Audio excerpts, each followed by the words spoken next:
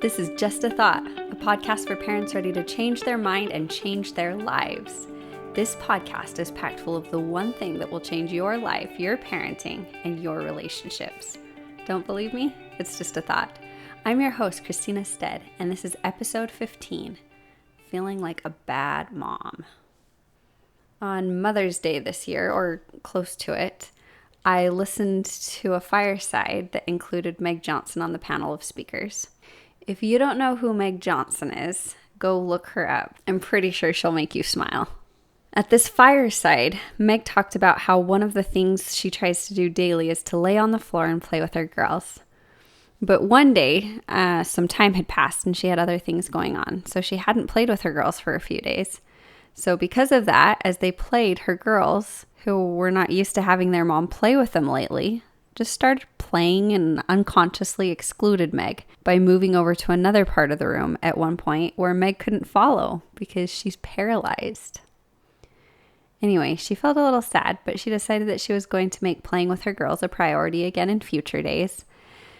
But as the evening wore on, the sadness she was feeling turned into mom guilt. That night when she was praying, she felt like such a bad mom. She wanted some comfort. And she said that when she wants comfort, she often asks God to send her a ministering angel, someone who has experienced what she is experiencing and understands and will comfort her. So as she was praying, she asked God to send her an angel, someone who had been a mom but felt like a bad mom sometimes. And then the most powerful thing happened. She felt like the whole heavens opened to her, and every mother who had ever lived looked toward her with loving and understanding eyes, and she felt so much comfort as she realized that every mother who has lived on this earth has felt like a bad mom. And she felt all of the love and validation and support from all of the mothers who knew how she felt. That story is so powerful and beautiful to me that I feel such a powerful sensation whenever I think about it. My eyes well up with tears and I get divine goosebumps. I feel moved by the Spirit. And I feel like I can feel what she felt too. It's such a powerful, beautiful thought. Sometimes changing our thoughts and doing thought work is not going to be what we choose to do. Sometimes we're going to think thoughts that bring us pain, like, I am a bad mom.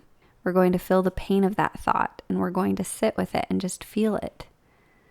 Feelings are what makes life rich. Our feelings, specifically our negative ones, are not bad. They're such a foundational part of our experience. Our negative feelings are just as important as our positive ones. Lately, I've loved the beautiful contradictions of feelings I feel.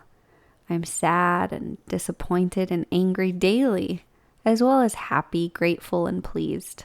It feels so good to feel the contrast of all of these emotions, especially when I just feel it, and I don't try to judge it or resist it. When I'm there for me, I feel it. I find where it is in my body. I try to describe the feeling sometimes. If it was a color, what color would it be?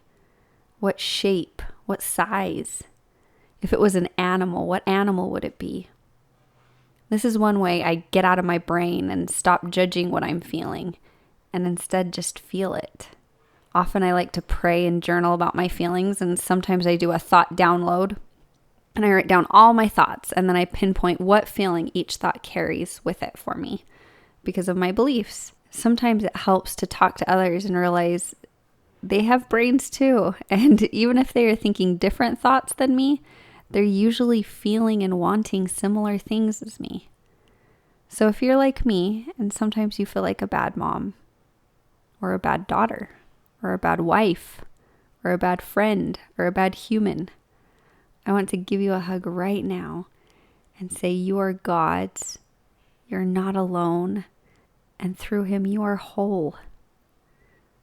Boyd K. Packer once taught, the thought that rescued Alma is this: restoring what you cannot restore, healing the wound you cannot heal, fixing that which you broke and you cannot fix, is the very purpose of the atonement of Christ. The joyous truth on which Alma's mind caught hold was not just that he himself could be made clean, but also that those whom he had harmed could be healed and made whole. I want to finish with a beautiful quote from Meg that is on her website.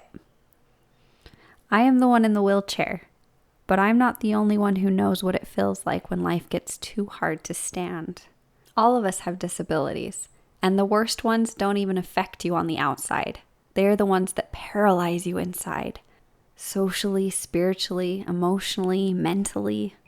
Finding the strength to put one foot in front of the other is a trial for us all, even if there's nothing wrong with your feet. And we all need a little help to keep on rolling. End quote.